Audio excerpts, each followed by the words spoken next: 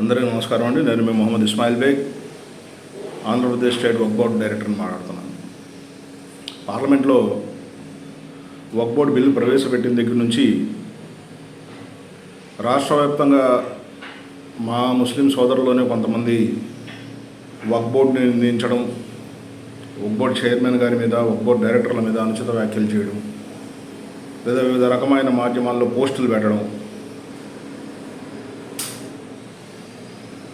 ఇది కొద్దిగా మనసుకు బాధ కలిగిస్తుంది. ముందు మనం తెలుసుకోవాల్సింది ఏంటంటే వక్ఫ్ బోర్డు యొక్క బాధ్యతలు ఏంటి, వక్ఫ్ బోర్డులో సభ్యులుగా నియమింపబడ్డ వాళ్ళు చేసే బాధ్యతలు ఏంటి, వాళ్ళ ద్వారా ముస్లిం సమాజానికి మేలు జరుగుతుందా, నష్టం జరుగుతుందా, ఇది గమనించడం. ప్రభుత్వం తీసుకునేటటువంటి ఏ విధమైన విధానపరమైన నిర్ణయానికి వక్ఫ్ బోర్డు సభ్యులు కానీ, చైర్మన్ కానీ బాధ్యులు కారు. ప్రభుత్వం ఇచ్చే మార్గదర్శకాలను పాటించడం అంత మటుకు మాత్రమే వక్ఫ్ బోర్డు సభ్యుల యొక్క విధి విధానం. దానికి కొన్ని పరిమితులు ఉన్నాయి. ఆ పరిమితులకు లోబడి ప్రభుత్వ ఆదేశానుసారం చేయాల్సి వస్తుంది. అయితే అసలు వక్ఫ్ బోర్డు అనేది చేయవలసిన కార్యక్రమాలేంటి, గడిచిన 70 సంవత్సరాల నుంచి జరిగిన పనులేంటి, వీటి గురించి నేను మీకు కొద్దిగా వివరంగా ఈ వీడియో ద్వారా నాకు తెలిసిన జ్ఞానం, నాకు అర్థమైనంత మటుకు మీకు వివరిస్తున్నాను. ప్రతి ఒక్క సామాన్యుడికి కూడా తెలియాలని.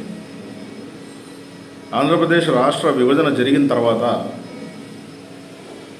మనకు విభజన ద్వారా మన ప్రాంతం, మన రాష్ట్రానికి వచ్చిన వక్ఫ్ బోర్డు భూములు 65,000 ఎకరాలు, 63 నుంచి 65,000 ఎకరాలు. ఇందులో 32,000 ఎకరాలు ఎంక్రోచ్మెంట్ అంటే అన్యాక్రాంతం అయిపోయి ఉన్నాయి. అంటే మన చేతిలో లేవు. కొన్ని ప్రభుత్వం తీసుకుంది. దగ్గరగా 18,000 ఎకరాలు చిల్లర ప్రభుత్వం మనకి అప్పుడు తీసుకున్న భూమి విలువ ప్రకారం రుసుము చెల్లించి తీసుకున్నా, లేదా కొన్ని అవసరాల రీత్యా తీసుకున్నా ప్రభుత్వం తీసుకున్నది 18,000 ఎకరాలు. అలాగే ఇతరుల చేతిలో దగ్గరగా 14,000 ఎకరాల దాకా అన్యాక్రాంతమై ఉన్నాయి. ఈ అన్యాక్రాంతమైన భూముల్ని మనం న్యాయస్థానం ద్వారా మాత్రమే దాన్ని మళ్ళీ తిరిగి పొందే అవకాశం ఉంటుంది. ఇది కాక ఒక 30,000 ఎకరాలు ఏ విధమైనటువంటి వివాదాస్పదం కాకుండా వక్ఫ్ బోర్డు చేతిలో ప్రస్తుతం ఉన్న భూములు. దీని మీద వచ్చే ఆదాయాన్ని ఎలా పెంచాలి, ఉన్న భూములను ఎలా సంరక్షించాలి, ఈ ఉన్న భూములను సరైన వాళ్ళ చేతిలో ఉన్నాయా లేదా, వాటిని సరైన వాళ్ళ చేతిలో ఉంచగలగాలి. ఇవి వక్ఫ్ బోర్డు యొక్క బాధ్యతలు. రాష్ట్ర ప్రభుత్వం దగ్గర నుంచి వక్ఫ్ బోర్డుకి ₹1 కూడా ఆదాయం ఇవ్వరు. వక్ఫ్ బోర్డు తన ఉద్యోగస్తుల జీతాలను, తన బోర్డు మెంబర్లకు అయ్యే ఖర్చులు, ఏదైతే వివాదాస్పద భూములు ఉన్నాయో ఆ భూములు న్యాయస్థానాల్లో, వివిధ న్యాయస్థానాల్లో జరుగుతున్న పోరాటాలను లాయర్లను పెట్టి వాళ్ళకి జీతాలు చెల్లించి చేయవలసిన ఖర్చులన్నీ కూడా A to Z Waqf board దానికి వచ్చే ఆదాయంతోనే చెల్లించాలి. 5-6 నెలల క్రితం వక్ఫ్ బోర్డు స్థాపించినప్పుడు, వక్ఫ్ బోర్డుని నియమించినప్పుడు ఆంధ్రప్రదేశ్లో మేము బాధ్యతలు తీసుకునేటప్పుడు వక్ఫ్ బోర్డు ఆర్థిక పరిస్థితి ఏంటంటే, వక్ఫ్ బోర్డు స్టేట్ వైడ్గా మొత్తం 73 నుంచి 75 మంది ఉద్యోగస్తులు ఉంటే వీళ్ళకి జీతాలు చెల్లించే పరిస్థితిలో కూడా వక్ఫ్ బోర్డు లేదు. దానికి ప్రధాన కారణం గడిచిన ప్రభుత్వంలో 2-3 సంవత్సరాలు అసలు వక్ఫ్ బోర్డు పనిచేయలేదు. వక్ఫ్ బోర్డు చేతిలో ఉన్న ఆస్తులు కానీ, భూములు కానీ వక్ఫ్ బోర్డు ద్వారా మాత్రమే వీటిని సరిచేయగలం, బోర్డు ద్వారా మాత్రమే ఆదాయాన్ని సంపాదించగలం, బోర్డు ద్వారా మాత్రమే ఖర్చు చేయగలం. ఇందులో బోర్డు తీసుకునే నిర్ణయాలు పరిమితమైనవి. ఉదాహరణకి ఎవరికన్నా 1 ఎకరా ఒక సంవత్సరానికి లీజుకి ఇవ్వాలంటే, కౌలుకి ఇవ్వాలంటే బోర్డుకి పూర్తి అధికారం ఉంటుంది. 3 ఏళ్ళ దాకా బోర్డు చైర్మన్ గారు సభ్యుల ఆమోదంతో కౌలుదారునికి లేదా అద్దెకి ఇవ్వడానికి అవకాశం ఉంటుంది. 3 సంవత్సరాలు దాటితే కంపల్సరీ ప్రభుత్వ అనుమతితో మాత్రమే మనం ఇవ్వగలుగుతాం. మరి ఈ సందర్భంలో ఆదాయం లేదు, ఆదాయాన్ని పెంచాలి అంటే మనకి ఏదైతే ఇన్స్టిట్యూషన్స్ నుంచి ఆదాయం వస్తుందో దాంట్లో ఏమన్నా తప్పులను సరిచేయాలి, దాన్ని సరైన గాడిలో పెట్టాలి. అట్లాగే ఏదైతే వ్యవసాయ భూములు ఉన్నాయో వాటి మీద సక్రమమైన ఆదాయం వస్తుందా లేదా, ఒకవేళ రాని పక్షంలో దాన్ని ఎలా పెంచాలి, ఇవన్నీ కూడా కమిటీ సభ్యులు కూర్చొని నిర్ణయించుకున్నప్పుడు మీరు ఎక్కడైనా సరే స్టేట్ వైడ్గా వక్ఫ్ బోర్డుకి సంబంధించిన ఆస్తులు మసీదుల దగ్గర ఉండే కొట్లు కానీ లేదా ఎక్కడన్నా వేరే చోట ఉండే షాపింగ్ మాల్స్ కానీ మీరు అద్దెలు గమనించండి. పక్క షాపు ప్రైవేట్ షాప్ వ్యక్తి 10,000 అద్దె వసూలు చేస్తూ ఉంటే వక్ఫ్ బోర్డు ఆస్తిలో అక్కడ చెల్లించే అద్దె 2,000, 2,500 మించి ఉంటుంది. దానికి ప్రధాన కారణం ఏంటి? ఎవరైతే బాధ్యత తీసుకున్నారో వాళ్ళు సక్రమంగా తమ బాధ్యతలను నిర్వహించకపోవడం. అటువంటి తప్పులు గడిచిన 70 ఏళ్లలో జరిగి ఉన్నాయి. వాటిని మనం సరిదిద్దాలి. మనకు అవకాశం ఉన్న కాడికి బోర్డుని ఒక నమ్మకమైన సంస్థగా ముస్లిం మైనారిటీ వర్గాలకు వాళ్ళ కష్ట సుఖాలకు పనికొచ్చే ఒక సంస్థగా తయారు చేయాలి అనే ఒక ముఖ్య ఉద్దేశంతో మా చైర్మన్ గారు 2 ఆలోచనలు మా ముందు ఉంచారు.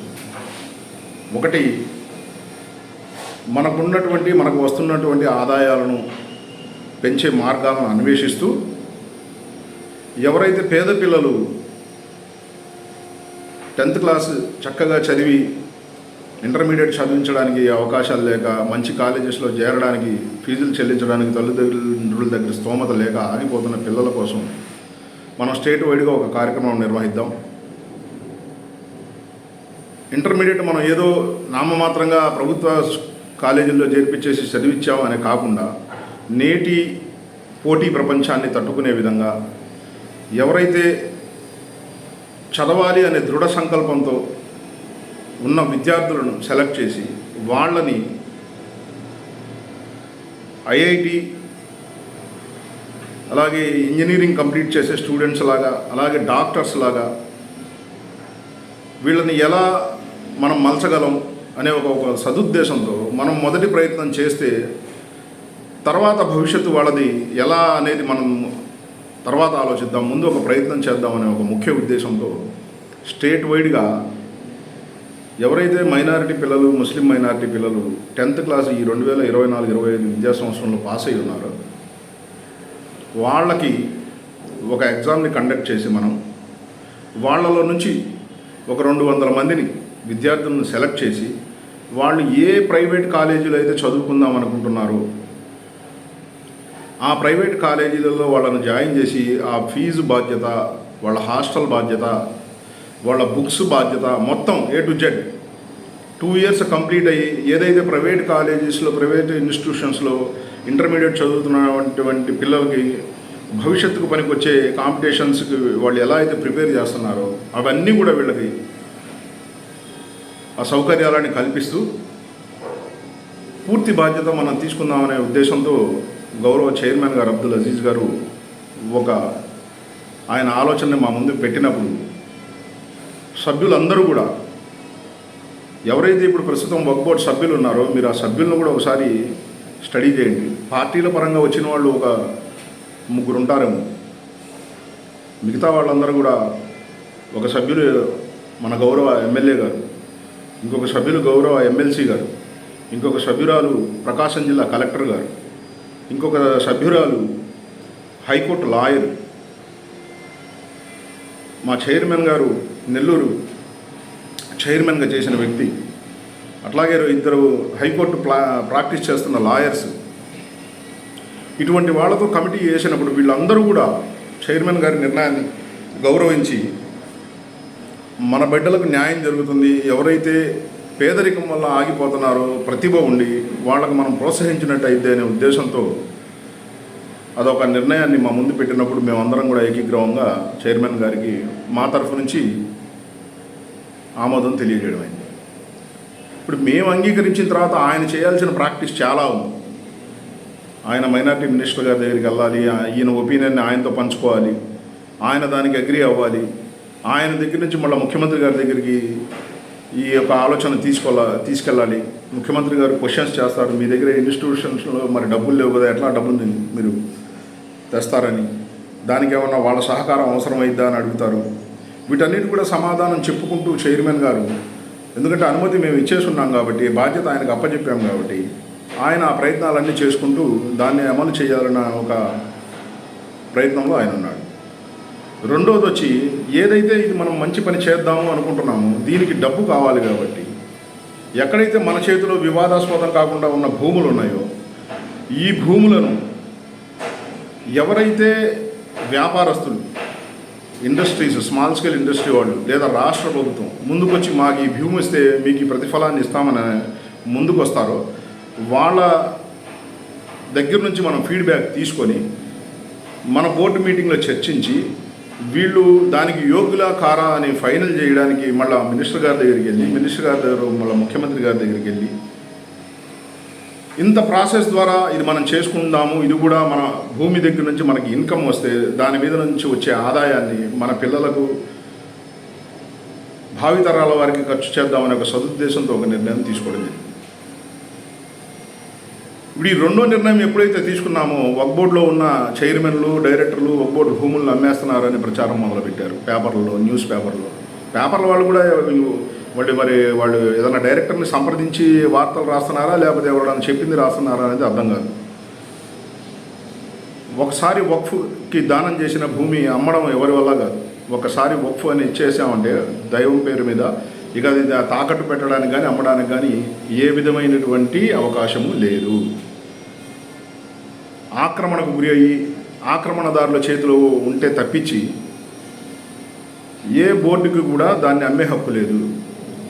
దానిని మన అవసరాల కోసం, మన బిడ్డల అవసరాల కోసం ఏ విధంగా ఒక ఆర్థిక వనరుగా మనం చేయగలము. ఎందుకంటే ఇచ్చిన వాళ్ళ లక్ష్యం కూడా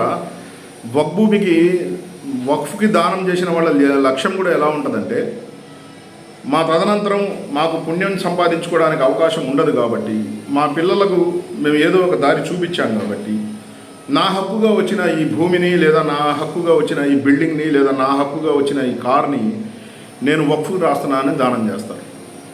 దాని మీద వచ్చే ప్రయోజనం యొక్క పుణ్యం వాళ్ళకు మళ్ళీ ప్రాప్తించిద్దని ఒక నమ్మకం.